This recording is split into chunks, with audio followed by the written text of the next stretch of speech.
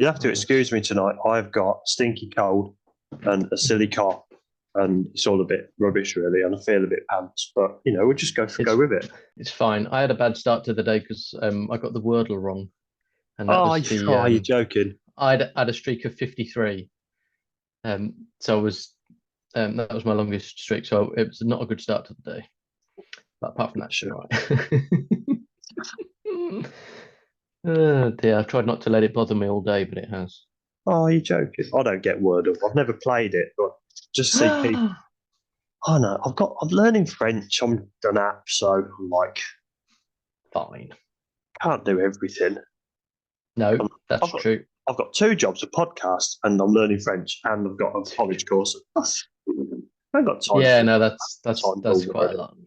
We'll have to get a French guest on to practice. Yeah, that's not going to happen. French. That's not going to happen. It will take forever. Maybe I'll tell you what, we'll do it once we've got sponsorship and we can pay for like unlimited Zoom, because it'll take about 6 hours to get through the first question. So I'll be like, what? Slow down a bit. Okay, so we've got great guests today, and you'll be especially pleased to know that they are both vegan runners. Yay! Shout out to vegan runners. More of Matthew's friends.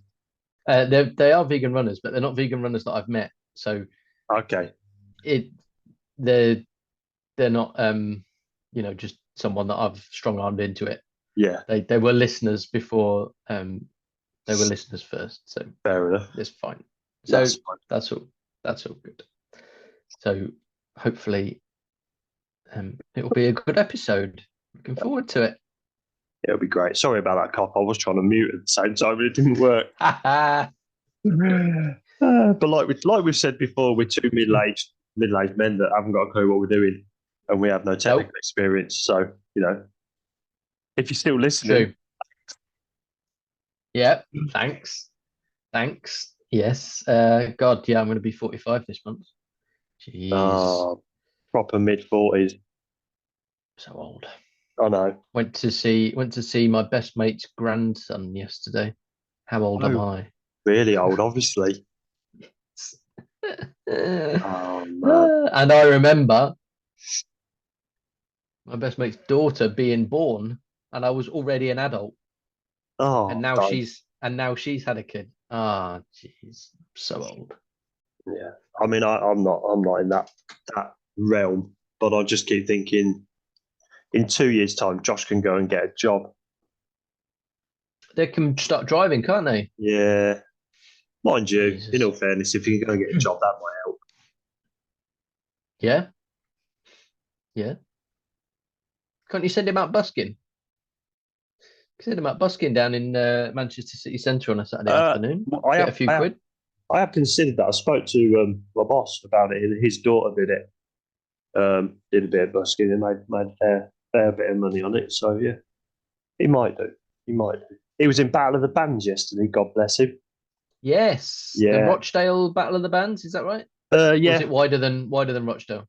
I think it's just Rochdale. I didn't go because I have to work at the weekends, which is nonsense. I still haven't been to one of them. I've been to a couple of performances, but not rock stuff. But my lovely wife sent me some videos of him playing, and he's just a proper rock god. He's just amazing. Fantastic. He just looked. I know I'm his dad, but he just looked so cool, and I'm like, yeah, I'm happy. I'm really proud of him. Yeah, I tell you what, at 14, if someone had said to me, right, you've got to stand up there on a stage in front of a load of people, play lead guitar and sing. Yeah. I'd probably have just shat myself and run off. I mean, can you imagine at 14? No, but Josh was the only person in the whole event that did lead guitar and sang. There was either a singer, loads of singers, loads of guitarists, but Josh was the only one that sang and played guitar, and not only played guitar, played lead guitar. So he's playing rhythm while he's singing, and then doing the lead bits in between. It's just I'll send you the videos later. Not on here, yes, but no, that'd be weird. But I'll send you. He's just incredible, Well happy, well proud of him. Great, that's good. I don't know about any news other than the latest king is banning foie gras. You should be able to say that, speaking French. I haven't got to that level yet. I That say, goose, isn't it? say croissant and baguette, and I can't even remember what gender they are. So it might be laugh or let. Oh. But yeah, he's going to stop foie gras, which is amazing. Yeah, that's incredible. I mean, he could stop many other things, really, but shoving food down a chicken's neck for a laugh. Yeah, it's got to start somewhere. It's a start, isn't it? It's a start. Yeah, that's good. And now, to give you a little glimpse behind the curtain, listener, we're recording this on a Monday, and our previous episode was recorded on Thursday. So it's only actually been, how many days is that? 4 days since we last spoke on the podcast. And precious little has happened. We've both been busy. You've been working all weekend. I had a very busy day on Saturday because I had to put the Christmas tree up, which is not quite the same as working a 12-hour shift. But in fairness, I don't work. You spend all your time fending off stupid questions, don't you? I do, yeah. SFQs, as we call them at work. Stupid fucking questions. Fair enough. Yeah, that was. I should have seen that one coming a mile off. But yeah. I do love a TLA. TLA. What's that? Yeah, 3-letter abbreviation. Oh. Oh no. That's very good. Yeah. So yeah. Yeah. You can edit this out. Shall I mention what was said to me at work this weekend? Yeah, go for it.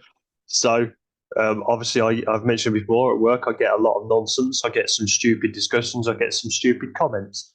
And the best one this weekend, which probably is best comment of the year, goes to I can't even say it. I'm not going to say his name. Obviously, that would be unfair. A colleague at work said, "Why don't you stop eating meat so that we can stop taking the piss out of you?" For God's sake! What? Yeah, okay. I'll do that then. That's why did you give up being vegan, Wes? Oh yeah, because people were taking the piss at work. Yeah. What a ridiculous thing to say. Yeah. It's just the mind boggles. And you think just when you think that they can't say anything more stupid, that you get the usual stupid questions, and then some, like I had the NFL one about how do the NFL players cope on a vegan diet. Okay, you get those sorts of things, but then why don't you just stop eating meat and then we'll stop taking the piss? Oh, okay, yeah. Whatever. Yeah, it's absolutely insane.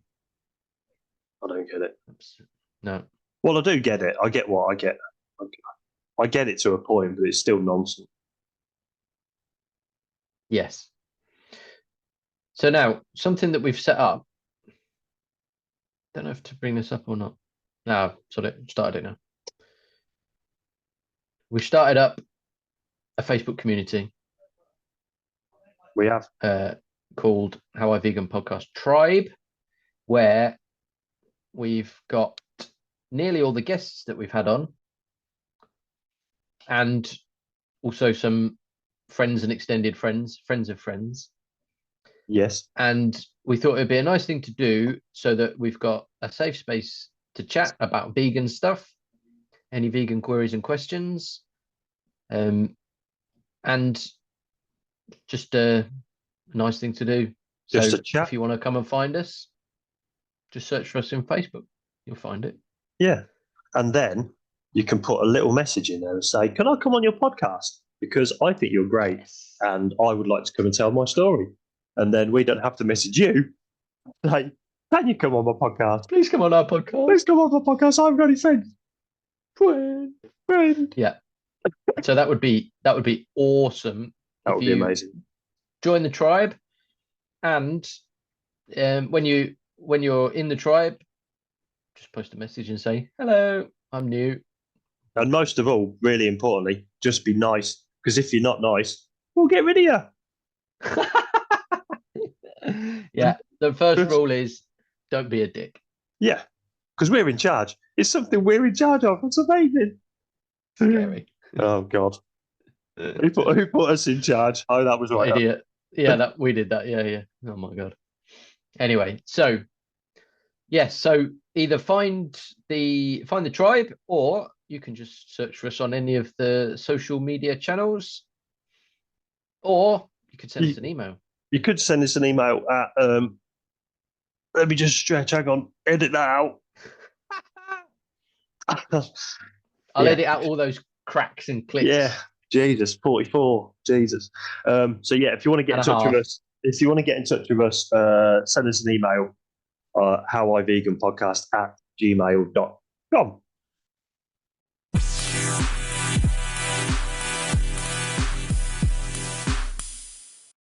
So one of the first things I wanted to bring up is obviously one of Wes's favourite things about the guests that I've invited on is that they're all generally vegan runners.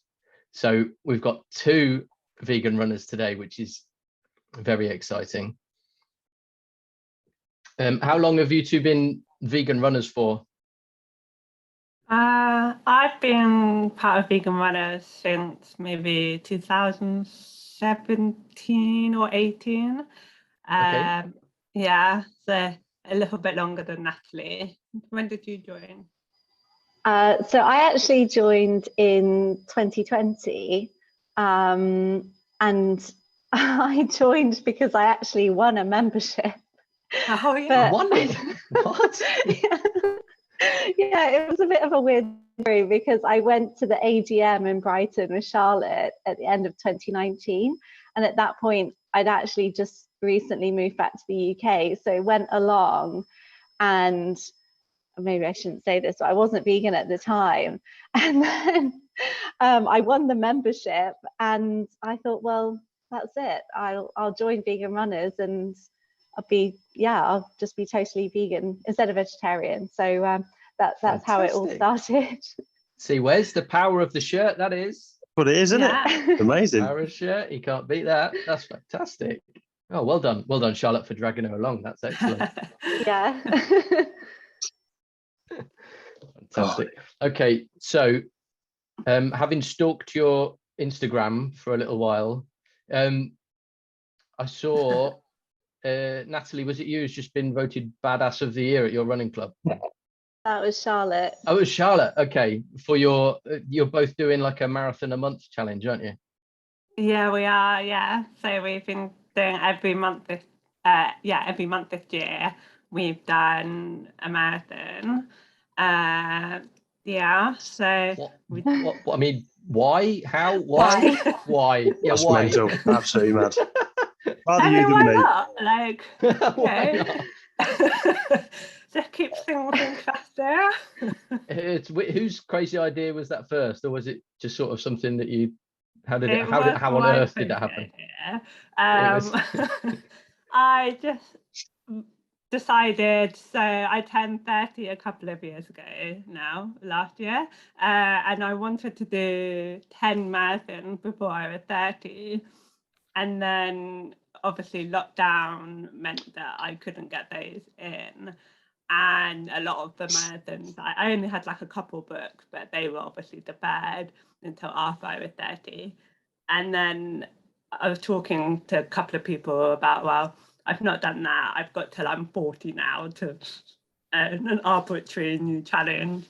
And thought, oh, well, I could do 40 before I'm 40. And then quite a few vegan runners said, oh, you want to do lots in a short amount of time so that you don't have to keep training for it. And so then that led to this 1 a month challenge, and Natalie decided to join too. So it's been great. So where have you run then? I saw you did well, you've done some trips abroad as well as in the UK, haven't you? So where have you been? Yeah, this year we've been to Paris to run the marathon there. We went to Berlin. We've been to, Charlotte was in Copenhagen. So that was a deferred marathon place from the kind of lockdown times. And then we've also been all around the UK, some really kind of big marathons like Brighton, but then we've done some smaller ones as well, like one at Goodwood track. That was still when it was quite gloomy in February and it was pouring with rain for all 13 laps. Yeah, that wasn't very fun. no. Wow. So this is the thing with doing them all year round. You really get all of the elements as well. Yes. Our next So one in Portsmouth next week, and if it's like this cold, it's gonna be painful. Yeah. yeah, that's going to be pretty grim. And haven't you Yeah. done an ultra as well, or is that part of your? Yeah, Is that count included? yeah. That, well, I say it counts. Yeah, definitely counts. What's an ultra marathon? Excuse my naivety. It's more than a marathon, so more than 26 miles. I think Right. I'm not sure what the official is. I think if it's like 27 plus, then Okay. that's what counts as an ultra. So the ultra that I did in July was actually 100 kilometers, so about 60 miles. Yeah, it was a bit crazy. Wow. And she's doing it again next year. I'm doing it again next year because I had so much fun, and I'm actually doing they have two. They have another one in June. So the one I'm doing again is in July, and the other one is in June. So I'm doing 100k.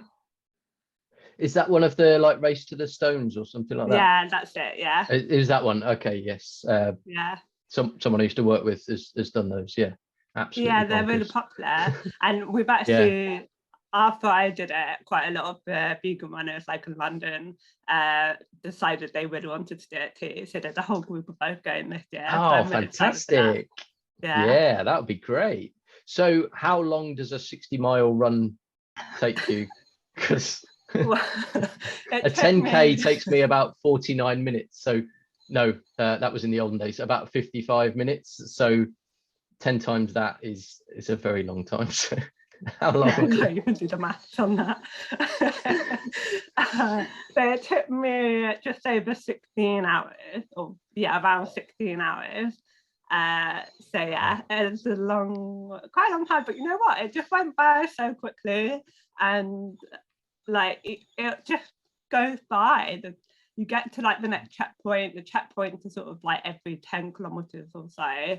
And you get there, you refresh, and then you carry on. You see your friends and family, you chat to other people along the way, and before you know it, you're at the last checkpoint. The sun has set, and you just got the darkness to run through. And then you see the sign where it says, only 5 kilometers to go, only a park run left to go. I remember at that point just being so like it's ecstatic that it was only a park run left to go, and I'd actually done it as well. Like I'd actually run 100 kilometers.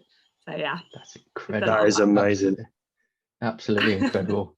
I could not imagine doing that at all. No, that's not for me. And yeah, but I think that one, it was really well organized, wasn't it, Charlotte? They did so well in the kind of format and support. But yeah, I'm happy to crew and be there with the snacks and just stop off at various points along the way. But doing the ultra marathon is definitely more Charlotte's forte. Yeah, that's incredible. Nominated driver right here. We're going to do this challenge. Yeah, can I come? I'll drive. I'll bring the snacks. Yeah. Fantastic. So, are you doing your marathon a month for any fundraising, or just literally for fun, or what? Well, we started off. We kind of thought that at the beginning, because of course we planned to do this towards the end of last year, and we started booking them in, and we had this whole schedule for the year. Although of course there were some that were already booked, we then started to fill in the gaps, and we thought, well, it's a difficult time for everybody, and I suppose even more so now. So we didn't really want to go and fundraise as such, but we wanted to raise awareness of different things that were really important to us. And so each month we would have a focus, and we'd say, well, we're running for a particular thing, to kind of raise awareness of a cause. So one month, I think it was July, we chose the Tower Hill stables, and we actually went to volunteer, and we spent the weekend at the stables with Martin and kind of helping out with the animals. So that was just fantastic. And I think actually having that thing where we knew we were doing it for something really helped. I know it helped me when it was kind of cold and windy and wet in February, when we were thinking about running for justice or things like this that we were doing it for. It just helped us carry on, because there's some people doing some amazing things out there, and we wanted to just shed light on that. Fantastic. That's brilliant. Okay. And so I remember seeing some, must have been stories about the European Deaf Futsal Championships. Yeah. Which one of you went there? Yeah, that was me. That was you, Charlotte. Okay. Yeah. How did you get into that? So my partner Louise, she plays for the England Deaf Futsal team. Oh wow. Okay. And so naturally I went along to support with her family. You were one of the wags. Pardon? You were one of the wags. Oh well, yeah. Like the wives and girlfriends, yeah. Okay. Yeah, pretty much. So yeah, that's how I ended up being there. Wow. And okay. Yeah, it's been sort of a year of fundraising for them to go, because they don't get financial support from the FA. They had it pulled a few years ago, and so they have to fundraise for themselves to go to these things. And they're still European champions. And they ended up being champions, yeah. Fantastic. And yeah, exactly. So it kind of, yeah, just shows like it was so worth it. It's been a long year of fundraising for it, and getting everything together. So yeah, I was so proud of her and all the girls in the team. They all did amazing. So yeah, it was really good fun. That's brilliant. And that was in Italy, was it? It was in Italy, yeah. Nice. So, and now they're planning for the World Cup, which is next November in Brazil. Oh wow, that's not too bad, is it? That is going to take a lot of fundraising. Yeah, that could have been a lot more fundraising. Yes. Shall we start with the normal questions? Let's go. We'll have to take it in turns. So let's go. Fight amongst yourselves. Yeah. We'll have to do like rock paper, scissors or something.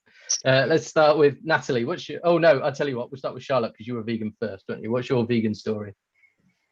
So I started with January, really. I'm a vegetarian first, and then a friend of mine said, "Oh, why not try January? Try vegan." They were vegan, and I thought, oh yeah, why not give it a go? Like, see how hard it is. And being on Brighton, it really wasn't hard at all. And I'd seen vegan everywhere in Brighton anyway, and I thought, yeah, okay. And it's funny, I was listening to one of your podcasts a couple of weeks ago. You were saying that everyone is either 20 years vegan or 5 years vegan. And so I think I'm coming up 6 years now. So brilliant. Okay, yeah. Very good. Very good. So that's good. Yeah, and then I tried it and never really went back. I just felt so much better for it. It was so easy to do in Brighton, and why not? And now I stay vegan because I know like of all of the impacts and everything about like the industries and why we are vegan. So, but at that time it was just sort of like I'll try it and see, and I felt better for it. But yeah, now like I see exactly why we all should be vegan. Yeah. Yes. And then it's such a obviously Natalie came along behind me at some point. Is that the same with running? She normally comes along behind you. Once or twice, yeah, but yeah, I think this year has been a real leveler for us. But no, in terms of kind of being vegan, I think I've always been what we'd say maybe V-curious, and particularly when I started running, I suppose my first marathon was in 2012, I think. Yeah.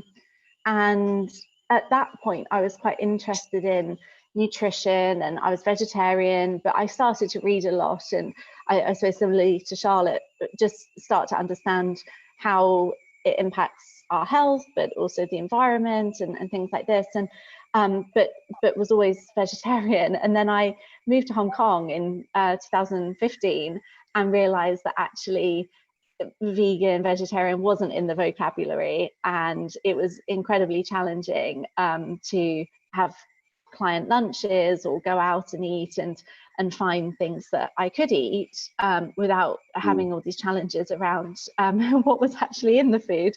So at that point then I kind of, I suppose, relapsed a bit. But coming back to London at the end of 2019, I just thought, gosh, things have moved on so much more, even since when I was vegetarian. There's so many options. And I saw, of course, all the amazing vegan runners and all the kind of stuff that they were doing, and just thought, well, actually, there's no reason not to be vegan. And I kind of knew, I always knew that actually I felt better, not just in myself, but it was a better choice for me from my, so it's like conscience. It sounds a bit strange, and it's maybe a bit of a selfish reason, but everything else about me is very much aligned in terms of, you know, how I am with other people, and, you know, I'm quite empathetic in a lot of other ways. And I just thought, oh gosh, this is really out of sync if I'm really compassionate in other areas of my life, but then I'm still, it's that whole, you know, hypocrisy of, oh, I love animals, but, and yeah, I just thought this just doesn't fit, it just doesn't work. And it was kind of this disconnect. So I just thought, well, no, that I don't feel authentic in how I'm acting and what I'm doing. So that was it, really, and I haven't looked back. Fantastic. And you said that was 2020? Yeah, so from the beginning of 2020, of course, with the veganuary, you know, it's a huge thing, and I suppose it's quite clear from our Instagram that we love snacking, and we love all the kind of not so healthy vegan options that are out there, as well as all the good healthy whole foods and things. But yeah, veganuary, they always have this whole wealth of things that are released, and yeah, it's really good fun, actually, just trying everything. What a time to be alive. Yeah, you can still have vegan cake. That's never going to help with the tummy. I got called fat at work numerous times this weekend. I was like, whatever. I'm 6'3". There's nothing to me except this stupid cake belly. But anyway.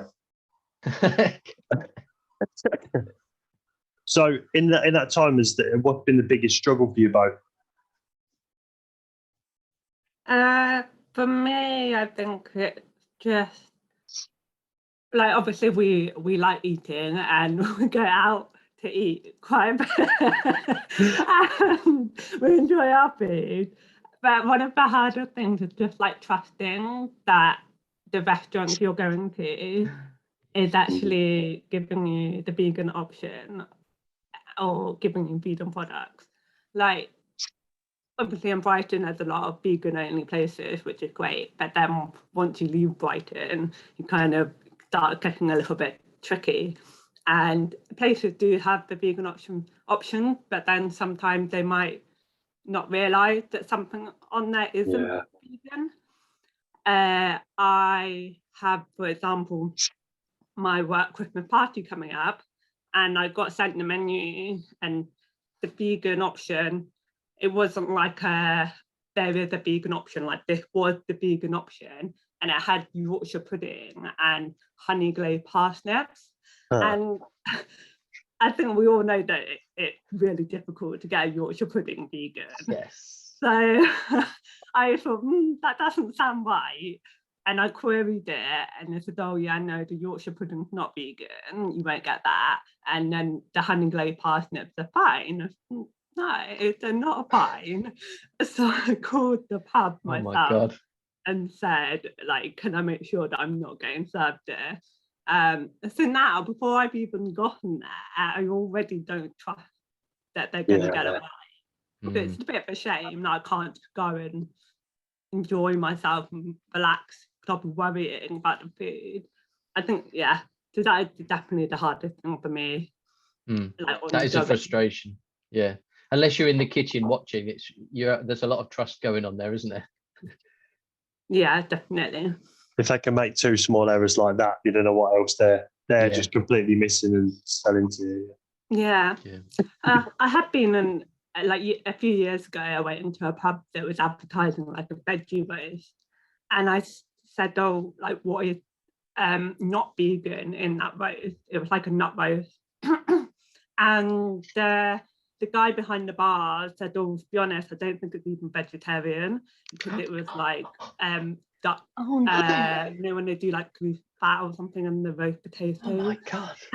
And I was like, are you kidding me? And obviously we did not stay there. But the fact that there are places like that will just say that something is something and it's not, it's terrible. That's quite scary, isn't it? That is really, really bad. Yeah, I think similar to Charlotte, but I suppose that once you venture out of not just Brighton, but being in London, we're really lucky and I suppose a little bit spoilt with all the options. And there always seems to be a new opening or something new and things to go and try, which is fantastic. But I've just started traveling quite a lot with work now that we can travel. And that's quite eye-opening. So I was in Spain not that long ago and really found it very, very difficult because it was a work thing. We were at a conference centre, and the vegan option for 2 of the evenings was, I'm not even joking, just boiled vegetables. It looked like they just got a bag of frozen veg and just put it on the plate. So I was there just sending pictures of each course just as it got progressively worse to Charlotte and to my boyfriend. They're both horrified. And the dessert, which I'd actually forgotten about, I must have just mentally blocked it out. But it was actually just cubes of pineapple. Like they just got a tin of chopped pineapple and that was the dessert. And I thought, gosh, this is terrible. So I ended up going, I did manage to find a supermarket and bought some Oreos and some bananas to keep me going. But that's pretty poor for a few days. So, I mean, we do use Happy Cow when we travel. And I mean, Berlin, it was amazing. We had some really, really good food. But I've just found if you're somewhere a little bit more remote and you're traveling, and particularly if it's a work thing where you don't really have the opportunity to go and explore, it's really difficult. Yeah, if it's put on for you or organized, that's a really tricky situation, isn't it? Yeah, especially with I don't know what your Spanish is like, but if there's a language barrier as well, that's trying to explain that no meat, no dairy when you're off the beaten track is quite a tricky thing. And no honey. No honey on your glazed vegetables as well. Okay, so what did your friends and family think about it when you went vegan? Well, our mum was vegetarian for a lot of our childhood growing up. However, I remember when I was first like, I'm vegan now, like don't give me anything that's not vegan. She always sends us like snacks in the post. We love our snacks. And she would still send me things that weren't vegan. Like, Mum, like they're not vegan, like I don't eat those. and give them to my housemates or whatever. And then she has, to be fair, she has gotten a lot better to the point now that she's actually vegan herself. Hey, it is a tricky thing for family as well, isn't it? To keep up with what you can and can't eat. Maybe we'll let her off, especially if she's vegan now. So that's fine. Yeah, she is. We all then, there's like a really great little vegan cafe near where she lives in the town. That's sort of very, you would not think it would have a vegan cafe, but it's really, really lovely. And so yeah, we always go there when we go and see her. Oh, what's the name of the cafe? We'll give it a shout out. It's Eden Cafe, is that right? Yeah. Eden Cafe, yeah. It might be on Instagram, it might be Eden Kiwi Cafe. But yeah, it's in Whitney, and they do really, really good cakes. Yeah. Can't be a good cake. Vegan cake. Oh yeah, that looks nice. I just found it now. Oh wow. Okay, I'm gonna go and tour through that later. Lovely. How about you, Natalie? Yeah, I think friends and family, it was actually okay because I mean, Charlotte's already vegan, but I do remember when Mum would send things and she would say, oh yes, I've got this, and I said, well, Charlotte won't be having that because it's not vegan. I'd have to kind of do the sorting through everything, and then there was a time where she would try and give me this jar of honey or something, and I'd say, well, no, that's not quite right. But now we just share different things on our family WhatsApp group, and she'll pop into, I don't know if it's Marks and Spencer's or somewhere. She's always finding new things, and she'll say, oh, have you tried this? I've got you one to try. Or the latest thing is, oh, I had to try it first just to make sure it was actually good, and then and then I'll get you one. She has to be the taste tester first. Yeah, so it's quite nice actually, because now we're all finding things and we can share between us what's good and what our favorite things are. So I think it's actually now a lot more, I don't want to say normal, but more and maybe it's just more known about, whereas even being vegetarian, some people, they would just find that really strange, and vegan was really extreme, whereas now, particularly with people choosing to be plant-based, then actually they understand that, okay, that's the dietary side of it, but then being vegan, of course, you don't have anything that uses animal products. So I think now people can find it easier to get their heads around it, and friends, they might be cutting down on their own intake, whether it's they're choosing milk alternatives, or they're choosing to have days where they're kind of eating more consciously. It's not such an unusual thing. So I never felt that I actually had to announce it. I think when I was first vegan, I kind of said, well, I'll be a low-key vegan, and I wasn't going to kind of come out into the world and say, oh, this is me now. But I just think, well, actually more so now, I do find that it's important to talk about it. But if people are already curious, and I think you've spoken about this a few times, about co-workers and things like this. So yeah, it's more people are more accepting and more interested, I think, in a positive way. Yes, I feel like a lot of people, if they find out you're vegan, they'll say, oh, my friend's vegan, or my cousin's vegan, or something like that. A lot of people know someone else who's vegan, don't they? Sort of might be distantly, but I mean that can only be a good thing, can't it? Yeah. Or they're like, oh, I had this thing the other day that was vegan, or I tried the new vegan whatever from Burger King. Yeah. I've had Wes, you'd be ever so proud of me. I had a vegan sausage roll the other day. I'm like, oh, well done. What did you have afterwards? I went to fish and chips. Oh, well, that's great. Well done. What's the point? There we go. So has anything changed for you both since you went vegan, physically, mentally, anything like I definitely feel a lot healthier for Right. it. I mean, that was one of the reasons that I was vegetarian in the first place, was to feel healthier.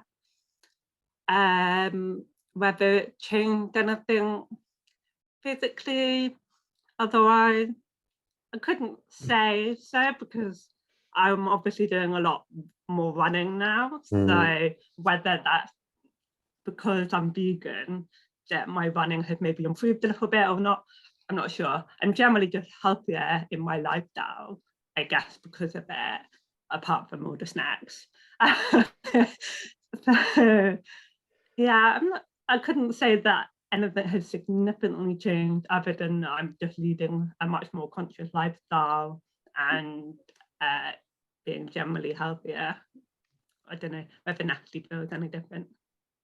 Yeah, I think that's a good point, actually, about just being more conscious. So you do think more about what's in certain things, or actually, I think, because I've heard it said quite a lot that if you're vegan, you're already quite open to different ideas, and actually questioning things, and wondering, oh, why do we do that, and why do we think that this is just the norm? So I think that's definitely become more of a thing for me. But the health thing is definitely a big factor, and I don't know, I couldn't say if I would have been able to run 13 or 14 marathons 2 years ago, probably not, but we definitely noticed that the recovery time is significantly reduced, and we almost feel that, well, no, we feel completely smug, actually, when people say, oh, I've been hobbling around for 2 weeks after my marathon, and we think, oh, okay, I was fine the next day, or, you know, the day after that, and able to kind of go down the stairs and kind of just get on with our lives. And again, that might be because we've done now quite a few of them this year, but whereas a lot of runners, they'll find that, oh, you know, they need to do certain things, or the latest thing we were being sold at the Berlin Marathon Expo was those squishy shoes to help with the recovery. They're kind of like a flip-flop kind of thing with a squishy base, and yeah, I guess they work for some people, but we almost wanted to turn around to the guy and say, it's okay, actually, because, you know, we're vegan, so we're fine, thanks. Amazing. That would be hilarious. So that's a really good benefit. And you know, we eat, and yeah, we do enjoy eating, but we can do that and knowing that, oh, I've really enjoyed that meal and no harm has come to anything, but as a result of that. Yes, that's a great thing. And I guess you're okay to eat a lot if you're training and marathoning every month. That's going to burn off plenty of calories. I don't know what mine and Wes's excuse is, but I'm just fat. it's I'm just a big fat fatty. You don't need an excuse. No. So talking of food, the key question: where do you get your protein and other nutrients? Oh, what? Yeah, because being vegan and being a runner, you're going to like be, you know, falling away, deteriorating, all sorts. Wasting away.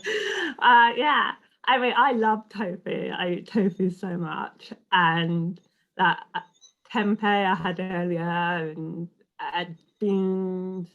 So yeah, I think as long as you're aware that you need to eat these things and you're not just eating processed stuff that isn't protein, then you can get it so easily. I've never had anyone ask me that question. Really? That's What? like a key bingo question for vegans. Is that, or what would you do surprised if you were on about a that. desert island with a pig? Yeah. It's one of those two, isn't it? Yeah, I think the same as Charlotte. And actually, I found at the beginning, I didn't really know what to do with tofu, actually. I just knew that it was something that, was a good thing to, put in things, a good source of protein. But I remember saying to Charlotte, I just don't know what to do with it or how to cook it. And then as I've had things that Charlotte's made, or I've experimented more, and I think we get a lot of recipes from Instagram actually. So there's loads of things on there. I think there's no end of inspiration actually for different recipes, and it does make you more adventurous in cooking. And I think typically British cuisine is quite limited and bland anyway, but it just makes you try things or use ingredients in a different way to how you might have considered them. So yeah, just variety, I think, and not being what I heard someone say once, a pringletarian. So just eating loads of rubbish and not actually eating the right stuff, and thinking that that's a good vegan or vegetarian diet when it's absolutely not. No. Damn, is it not then? Especially since they put milk powder back in Pringles. Oh, I know, it's so annoying. Yeah. I mean, it's better for the waistline, but God, I used to love those smoky barbecue Pringles. So annoying. Anyway, did you two apply to go in the London Marathon through Vegan Runners? Yeah, just saw that. I've just seen an email that they delayed the announcement. That would have been great to have recorded that live on the podcast if you both got in.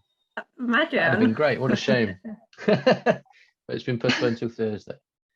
But, have you done London before? Would that be your first time? I haven't done it before, done it. so yeah, it would be my first time. But Yeah, I did it years ago. And yeah, we did the virtual London Marathon last year overnight. And so we started, this year. So we started at 2 a.m. and then ran until the morning along the route. But we did it with some other vegan runners, and it was really good. Charlotte, I think you didn't enjoy it quite so much, but I found it good just because we were with everybody else, and actually instead of going the full way, we stopped at the Cutty Sark and decided to turn around and go to London Bridge instead, which is where we were having breakfast. We thought it would be better to finish and literally just sit down and eat than go to the planned finish, which was obviously the start of the London Marathon, and then have to travel from there to London Bridge, which was where our dad had reserved the table for breakfast. So we just went straight there. I was really hungry, why I really struggled, because running at that time of night is not something I've ever done or planned for. And I just, I ate before, tried to do what I thought would be best, but I found it so difficult. I was so hungry, and yeah, that must be. I mean, marathon is hard enough, but having to do it in the middle of the night, when you're not used to fueling at that time, must be. So how many marathons have you both done now then? How many? I think I've done in total nearly 20. I think I've done 18. So yeah, that's incredible. That's amazing. I think I'm on 15, and then it will be, and then we've got one more in a couple of weeks. So yeah, that will be 16 in total. Yeah. Oh, you're definitely on for 40 before 40 then. Yeah, I've given myself a spare 8 years to do the other 20. So I mean, I've already got 3 booked in for next year, so I'm sure it won't take me long. I'm trying to get inspiration from this, but I can barely put my trainers on. So I'll try. It all starts with the park run. That's it really does. a really good. That's a really great thing to be part of. And I think, Matt, you talk about parkrun a bit, and actually we love parkrun, and I don't think I ever would have said that actually, at least a couple of years ago. That my first parkrun was on Christmas Day in Brighton. Charlotte dragged me along, and I just thought, I honestly can't think of any way that I would least like to spend my Christmas Day morning running around and doing a 5K in the park. But actually now we're completely hooked, and it's a great thing to do on Christmas Day, because I mean, you know, the atmosphere is always great and everyone's always really friendly, even under normal times. But then Christmas Day, it's just even more electric and fun. And then you get to just go and sit on the couch and eat all day for the rest of the day. I was going to say, it's setting you up for the big meal later on. That's it. Yeah, exactly. You don't feel guilty at all. Just sitting in your pajamas and eating everything in sight. I've never done a Christmas Day, but I've done a New Year's Day. That's always good. Oh yeah, I did that this year. Did you ever do a double New Year Day? Oh no, so Paul and Jim, who have been on, have done doubles, because there's quite a few near us, and they coordinate so that you could do double. But I think they've stopped doubles now, haven't they? Haven't they stopped? They don't do it anymore. It was like a pre-COVID thing. They decided to stop them. Yeah, but so good fun. Never mind. I did a couple of park runs before I was vegan, and I went by myself, and I didn't know anyone, and didn't really think it was all that, because it's just running, isn't it? But then once I was in Vegan Runners, it's not just a run, because it's a community, and it's, you know, you're meeting people all the time. There's new people, and you've got something in common with them straight away, and you can tell because it's on the shirt. It's absolutely fantastic.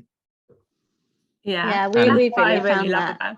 Yeah, like the fact that everyone's got the t-shirt on and you've got instant friends. You've never met these people in your life before, but you're like, hey, how are you? Have a good run. Everyone's just so supportive of each other, and yeah, that's what I really love about Vegan Runners. Yeah. Go vegan shouts every time you see another vegan runner running along. Yeah, it's magic. Wes has dangled a carrot yesterday, because he sent me a message to say he might come along to the Northampton meetup that we've got on December the 17th. I won't be running, but I will be stood there. He's going to bring snacks. I'll bring snacks, and I might stand there in my not your mum, not your milk hoodie. That'll do. And I'll just stand there and just cheer you all on, because there's no way I'm going to run. No way. You have run before, though, haven't you? I used to do it. I used to do it quite a lot. Yeah. I used to do it almost every weekend, but then we moved up here, and life got in the way, and now I'm just a big, not fit fatty. That's not true. Well, they're not fit bit's true. And there's park walk now as well, so really, you know, just something for everyone, and everyone's super supportive. So you're saying there's no excuse, is what you're trying to say? That's it. Yeah. Okay. I'd say you could even volunteer. You could if you're gonna bring the snacks, you could volunteer either as a marshal. Yes. Everyone could take part. That's it. Cool. That's it. There's a way in for everybody. I'd say if you're going to do one near you, Wes, don't do Watergrove, because it's too steep. Yeah. I did that one when we visited you once. Yeah. It was too hard. I'm very much a flat runner. And like if it's like lumpier than a pancake, I'm not happy. Not having it. I've walked Watergrove. I don't know. Anyway, so ladies, apart from parkrun and all the social aspects of parkrun, what's the best thing about being vegan? Trying lots of food, meeting lots of other nice vegans. Natalie? I would say kind of like we were saying earlier about just being able to enjoy things and just know that you're doing good, or at least not doing any harm, and kind of doing your bit. So I think that's a really good thing, and trying different places, But what you were saying earlier about just the community around vegan runners, I can't. I was actually listening to your podcast. I didn't know if I was going to say this, but it just came to me earlier. I was listening to your podcast a few weeks ago and getting ready in the morning, and I just thought, gosh, I just love being vegan. Because you're talking to vegan runners, brilliant. talking about park run and how you turn up and you see someone with a green and black vest, and then instantly like, oh, great friends, and that's it. And everyone's so friendly, and even if you've never seen them, or if they're from, I don't know, somewhere up north or another country, or you completely different places, instantly you're, maybe friends is a bit much, but you've got, that you've got that thing in common, and actually there's someone who is on the same page as you, and they're there, not only are they vegan, but they're out for a run. And this is something that we've just found, not only at park runs, of course, but doing so many events this year, we've just had the opportunity to just meet lots more vegan runners just out and about, and it's just brilliant. And so I think I that was something that I just never could have expected, actually, just the community and the sense of belonging and friendship, and it's just fantastic. So yeah, I think that's the thing that is the best thing, actually, about being vegan and a runner. Yes, because it's really hard to tell if someone's vegan, other than the fact that they'll tell you, but it's really hard to tell that someone's vegan in normal life. Like, you might work with a vegan, but you wouldn't know it unless you said to them, oh, by the way, are you vegan? Like, how often do you do that? But when it's on their shirt, it's pretty clear. Yeah. Oh, brilliant. I've got someone that I've got something in common with. But maybe we all need, like, I don't know, like gangs wear a particular coloured, like, bandana out their back pocket. We should all have, like, a green bandana out of our back pocket or something. Or a tattoo. We're all vegan. Yeah, or a tattoo. Yeah, a really obvious tattoo. I was thinking, on your head. That happened last week. I mentioned I was talking to a group of people last Wednesday night they were asking me about my veganism, and I was going off on one, this, that, and the other. They were asking questions. I was just like, blah, blah, blah. And then this guy that was in the group, he went, I've been vegan 2 years. I was like, oh my God. And suddenly I just thought, I have probably saying all the right things. You see there, right? That was wrong. That was wrong. Yeah. That was wrong. You're going to get drummed out. But he just, like you say, you don't know who's vegan. And I was sat there with like these 7 people, and they were all talking to me. Even he was talking to me and asking me stuff. And then he just went, yeah, I've been vegan for 2 years. I was like, oh my God. Really weird. There's more of us out there now. Yeah, hidden Absolutely. in the corners. Absolutely. So, what are your favourite vegan products at the moment? Not just snacks. Oh, I was going to say that. There are definitely a lot of favourites in the chocolate variety and cake variety. I've definitely been lately enjoying some of the different kind of flavoured tofus, and now got the sriracha tofu, which is really good. And earlier I got the vegan shop down the road, obviously, Brighton. Vegan shop. Everything is vegan. Everything is vegan. It was so easy. They had a sweet chili tempeh, which I got for dinner, and that was really good.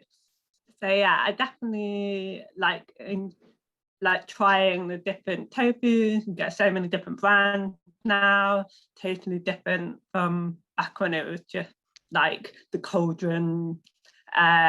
You get the cut up cauldron one for your stir fry, completely changed from that. So yeah, I can't say that I have a one favorite vegan food. That's all right. Yeah, I think I'd be hard pressed to choose one. Yeah, we chose one in the beginning, didn't we? And then it was like, oh my God, there's too many now. Yeah, it's just too many. Donuts. Donuts. just donuts. Just all the donuts. Yeah, I think I really like, I'm really into smoked tofu now that I do know what to do with it and all the things you can do when cooking it. That's probably my favorite, although I have had the sriracha one as well. And I was thinking, okay, there's a lot of sweet things that we like, but actually I really love a Greggs sausage roll, and I think you can't underestimate how good Greggs is. And actually, I said to my boyfriend, "Oh yeah, I never actually went to Greggs before I was vegan," and he was shocked because I'm definitely, after a run, after a park run, you just can't beat that. And now they have the festive bake. It's just, like you said earlier, what a time to be alive. There's so much there's so much good now, and yeah, but I think the dangerous thing is they also do them in the frozen section. I think it might be Iceland, so Yes. you can actually have them at home as well. Yeah. Wow. So that was it. That's what tipped my decision, because I was putting them in the oven last night, and so I said to Charlotte, "Look, who am I kidding? It's got to be Greggs."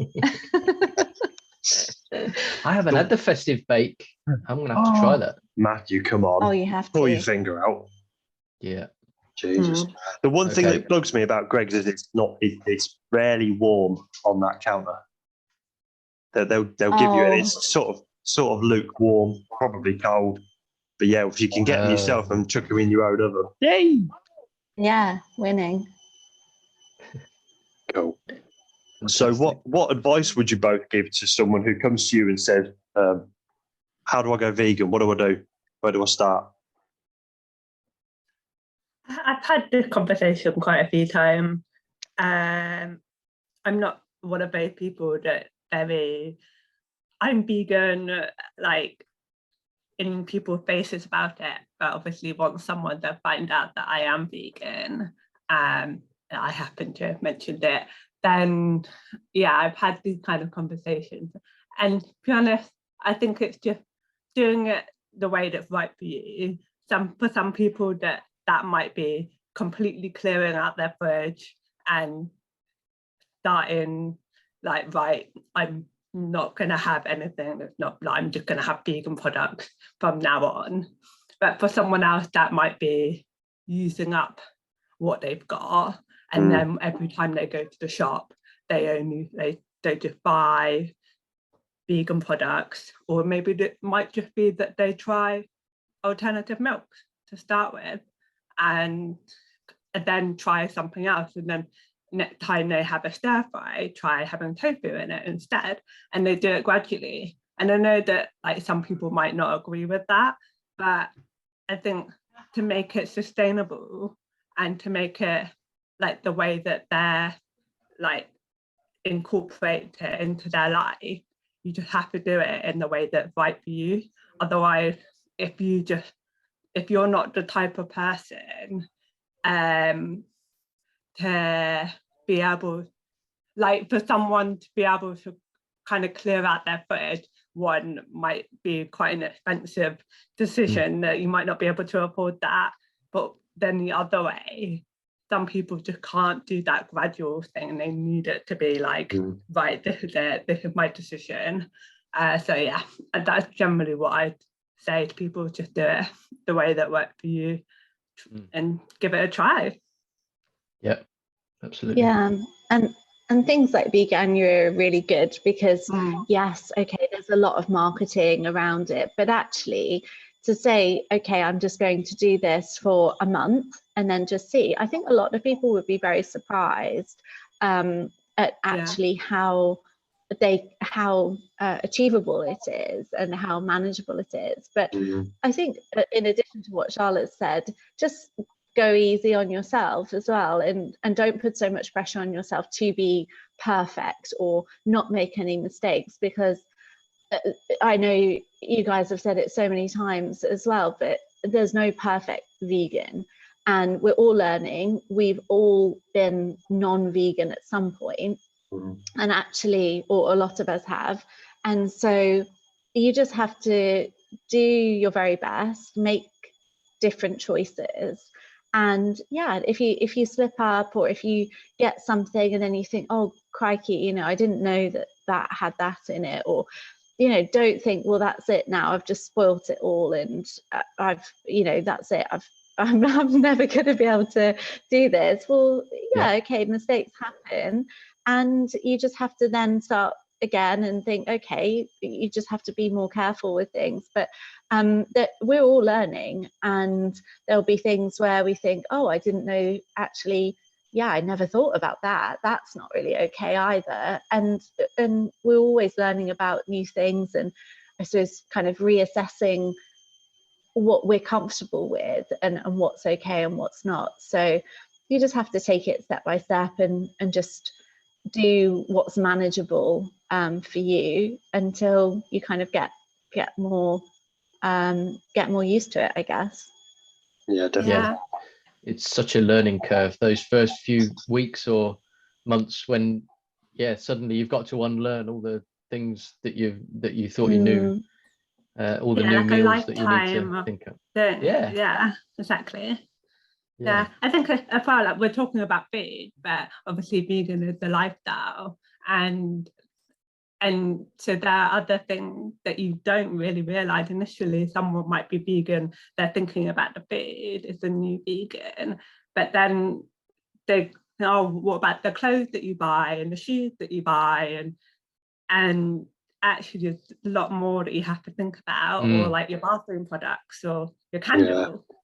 So and you might not have thought about it initially, but then you start to think about it, and you make, over time, you'll just get better at recognizing what is likely to not be vegan, and gravitate towards the things that are.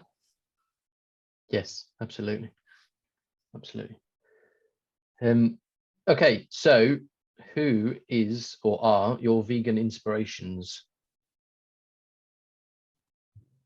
I was muted. So I don't think I had a particular inspiration before I became vegan. Of course, I knew that Charlotte was, and had met vegan runners, but since I suppose over the last year, and particularly doing this challenge, I've definitely been inspired by Fiona Oakes, but also the work that both Fiona and Martin do at the Sanctuary, because it's really just incredible, and so selfless, what they do. And then if you add in all the sporting achievements, and it's just absolutely astounding what they do, and it's all for the animals. That's really just the whole driving force behind all the world records, all the work they do, the money they raise, and the kind of tireless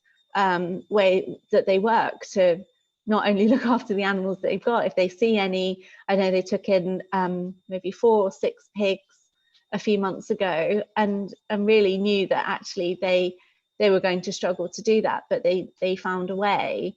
And so that's really inspiring. So I would say, rather than the big vegan celebrities, as it were, that they definitely deserve a lot more recognition than they get, I think. Absolutely. That's incredible what they do. Did you see the post Fiona put on, I think it was over the weekend or last week, where did she trip while she was, or did she, oh no, she got bitten by a dog while she was out running, and the picture, like, there's just a massive cut down her arm. It's enormous, isn't it? And she's like, oh well, you know, just a dog bite. I didn't want to go to hospital. She's quite amazing. Just sewed it up. Unbelievable. Yeah, absolutely astonishing. How about you, Charlotte? I agree that I don't really have anyone that I see as an inspiration in terms of like celebrities or famous people. I've never really been someone that kind of looks up to celebrities. So yeah, I think for me, just the people in our community are my inspiration, like the other runners, and especially obviously in the vegan runners and the people that we follow on Instagram as well. A lot of the amazing people that we follow, runners or not runners, vegan. Yeah, for me, just kind of the normal everyday people that are doing great things. They're people that I like to be connected to. Yeah, and notice how even though you were vegan first, Natalie didn't choose you as her vegan inspiration. That just because she's your sister? Yeah. Didn't say that I was her inspiration, even though I inspired her to run a marathon a month this year. Dragged her along to a vegan runners AGM and still wouldn't go with it. Yeah, well, you know, it all worked out, and yeah, we but actually it's a really good point, because I think one of the great things, although I suppose people have asked me multiple times this year why, and you know, you're actually doing a marathon a month, but it's been a really good way for us to kind of catch up every month, and we'll go to a different country or we'll go to somewhere, and to do that together is really cool. And we'll typically go and have Wagamamas the night before. That's our ritual, and then we'll get ourselves ready, so we have our whole kind of morning thing before a marathon, and yeah, to kind of just do that together has been such a great thing. And I think someone said to me recently, you know, you could just go for brunch every month and catch up that way. It's not really the same. Not the same. So yeah, it's been a really cool thing, and of course, you know, it's better because we can both enjoy being part of the same club, part of you know, this a whole kind of looking at new places to eat and things like that together, and learn from each other. So that's really great. Yeah, that's brilliant. That's cool. So have you both got a favourite venue or restaurant? You said you got a shop around the corner for a start. Yeah. I'm a bit spoiled for choice in Brighton, to be honest. Yeah. Yeah. Trying to think off the top of my head. I mean, yeah, we do our Wagamamas pretty much nearly once a month at least. So we do like their vegan menu. That's brilliant, isn't it, Wagamamas? It's been. really brilliant, Wagamamas. There's so much choice for vegans. It's amazing. Absolutely so amazing. Good. Yeah, I think I've tried everything on the menu now. Brilliant. In Brighton, there's the really great sort of all vegan kind of small businesses like the Green Kitchen. I don't know if you guys have been to Brighton, but okay. So yeah, the Green Kitchen. Trying to think of other little smaller ones, and then there's sort of the cafes that are veggie vegan that are really good too. The vegan donut shop. Yeah, Glazed is really good. Whereas if you go to Brighton, the Glazed is definitely one of the best ones that we've had. And then of course there's No Catch in Brighton as well, which we really like. I was waiting for you to say that. I'm thinking surely she's going to mention No Catch. I haven't been for ages. I went about 6 times earlier this year in a very short amount of time, and then I haven't been for a while, and I actually ran past it the other day with my friend, and we thought, oh yeah, we definitely should go there again very soon. It's been a while. So, yeah, that's definitely a very good one. Yeah, awesome. I've got a favourite, actually a Thai place in London, which is still not that known about, but I went on New Year's Eve last year, and it was booked by my boyfriend, and I thought, oh, I don't know what this is going to be like, and it was amazing. So it's called Mali, Mali Thai, and all the food is incredible. It's all completely vegan, so you're looking down the menu and you think, oh, I can have that, and it's actually really nice just to know that you don't have to kind of worry about the ingredients like Charlotte was saying earlier, but the food even if you wanted to take somebody who's non-vegan, they would be blown away. So that's in Earl's Court, and it's so good. Okay. Cool. Magic. Okay. So this is our final question. Can't believe we're on it already. So you may have heard this if you've heard previous episodes, but sometimes we get a bit of doom and gloom about the future. So do you have hope for the future? I do. I'm quite a positive person, but I see that people are trying vegan products all the time. There's always new things coming out, and more people are learning and understanding and realizing the impact of their action, and are making different choices because of it. So I think that we can only really progress. Magic. Yeah, That's good. I agree, and I think that more people are becoming more aware. I suppose I'll counter that with the more we learn and the more we see. You always have those moments where you think, how can you not know that this is right? How can you not know that this is the only sensible option? So because we're almost in this echo chamber, everyone that we follow on Instagram, or almost everyone, is in this space, and the people that we meet at Park Run, or the friends that we have, obviously Charlotte and I, we talk all the time. So you think, oh, well, this is just surely everyone. This makes sense to everybody. But then things will happen, and then you realize, oh no, hang on a minute, there's still quite a long way to go.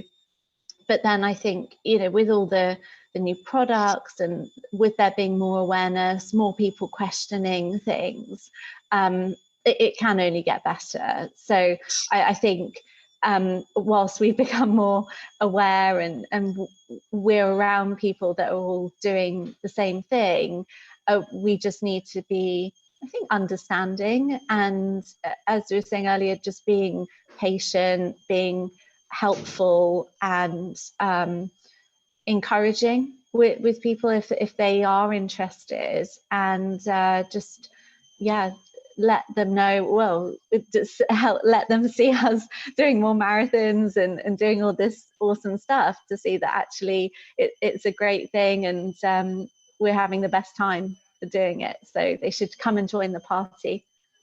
That's it. It's you're doing great activism by doing all those marathons in your vegan runners vests, because people will see that and think, vegans, a vegan can do a marathon.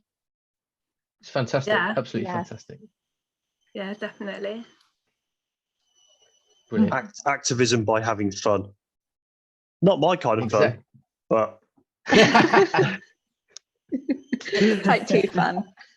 Yeah. Brilliant. Okay. Right. Well, thank you so much, you two, for coming on. Cheers, guys. It's been really great. I hope you've enjoyed it. We certainly have. And also, thank you so much for listening as well, because I know you mentioned us a few times on your Instagram posts, and so we're so grateful for that. That's really, really great. So thank you so much for that as well. And maybe a parkrun meetup some point that's sort of equidistant between where I am and where you are, we might bump into each other. Or perhaps, are you going to Vegan Camp Out next year? We had a plan to. Okay. We're tempted, but we don't know yet. Okay, fine. So it is not far from where our mum lives. So yeah, it's only in Bicester. Nearby. Yeah, it's up the show. Yeah. There is a park run that's only a couple of miles away from the campsite, so maybe we'll see you there. And I might even be able to drag Wes along as well. With snacks. With snacks. Definitely. Yeah. Fantastic. Cool. Thank you so much. It's been great. Thank you.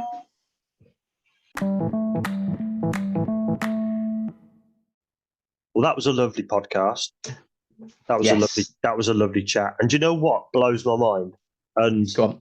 It's only happened a couple of times, and I think it doesn't hit as much when a mate says it. Like, you've had friends on here. I've had Josh and Shell. And that's it. I've had Josh and Shell. You've had all your friends on. But when someone that you literally don't know, apart from following them on social media, says, I was listening to your podcast. I just sat there and I was like, oh my God. What? What were you thinking? You were getting ready for the day listening to our podcast. Are you mental?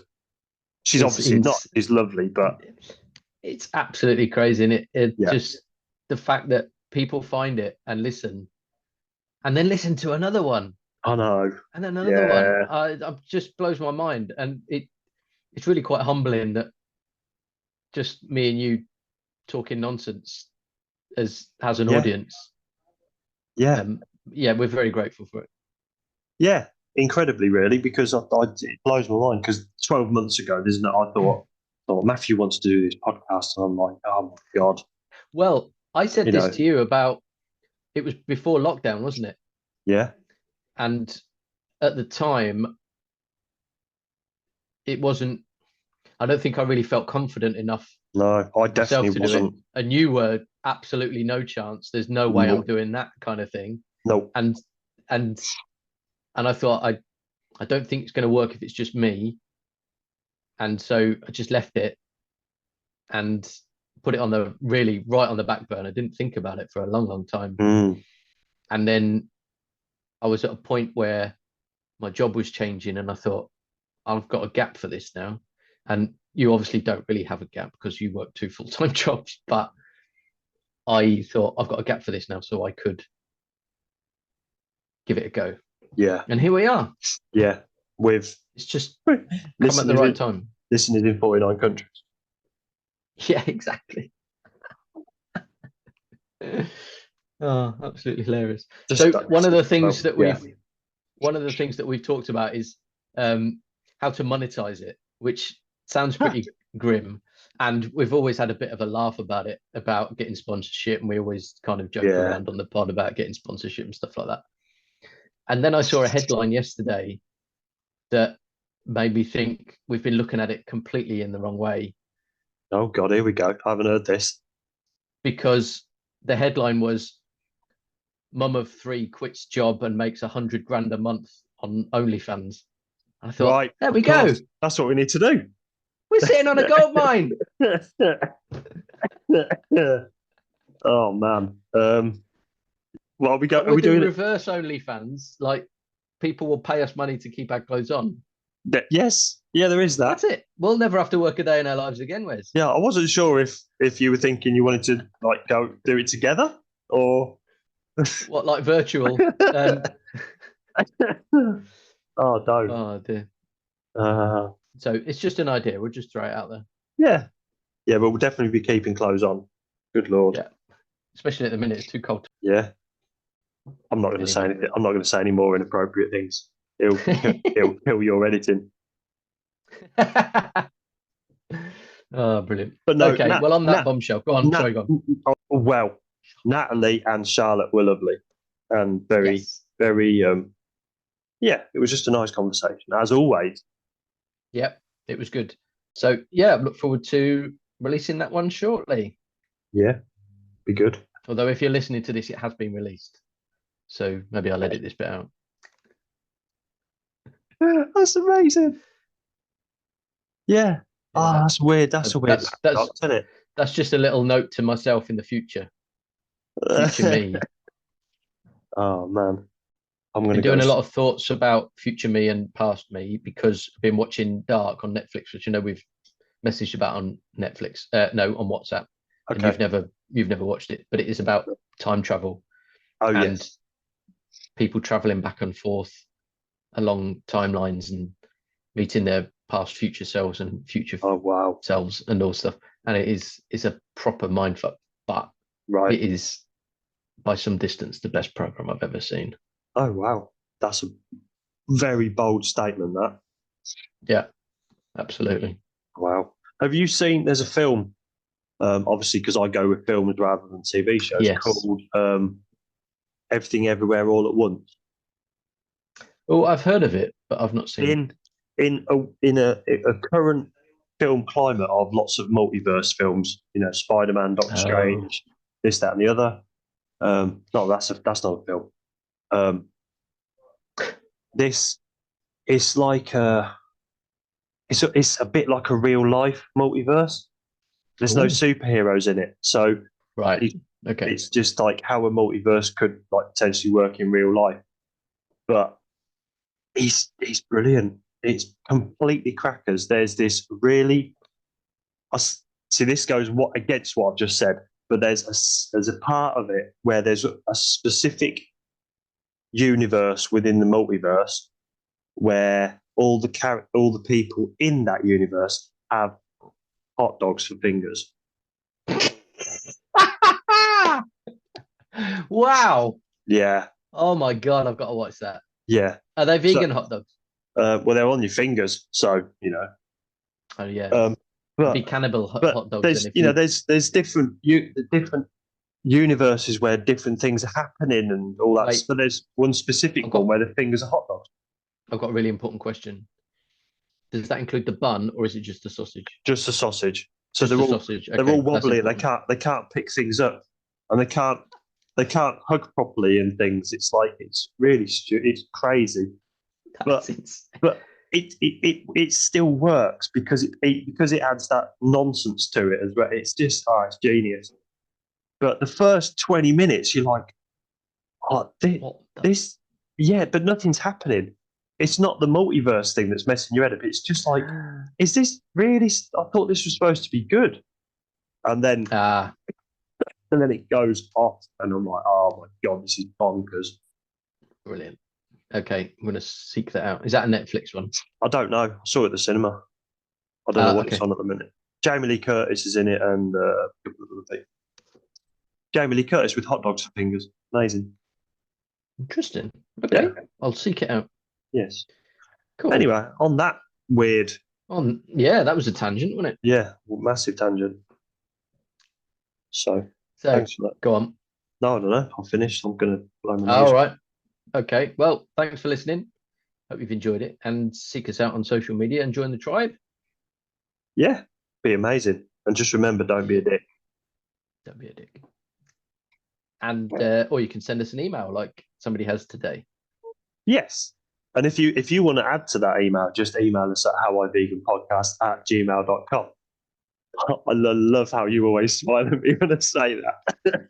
I can't help it. I'll try not to because I think I don't want to put you off. But then I realise that you've got it right. So I'm like, yes. I know. Oh.